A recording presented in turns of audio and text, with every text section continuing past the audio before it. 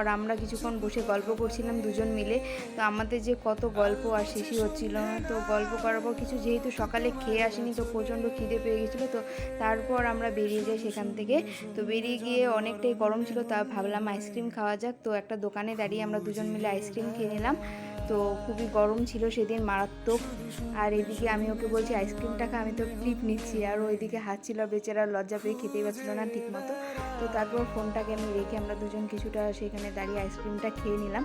তো খেয়ে তাড়াতাড়ি করে বাড়ি চলে আসলাম। তো বাড়ি চলে এসেই ফ্রেশ হয়ে খেতে বসে পড়েছিলাম। তো সেদিন দুপুরে ছিল মাছের ঝোল আর মুড়ি ঘন্ট করেছিল মা। তো সেটা দিয়ে দুপুরে খাওয়া দাওয়া কমপ্লিট করে ঘুমিয়েছিলাম কিছুক্ষণ। তো ঘুমিয়ে বিকেলবেলা আবার রেডি হয়ে গিয়েছিলাম। তো এবার যাব বান্ধবীদের ট্রিট দিতে। তো এই যে চলেও এসেছে দুজন। তো তারপর আমরা সবাই মিলে বেরিয়ে পড়ি। তো আরেকজনও যাবে। আর আমাকে কেমন লাগছে অবশ্যই কমেন্ট করে জানিও। তো তারপর কিছুটা এগিয়ে আমরা আরেকজনকে রাস্তা থেকে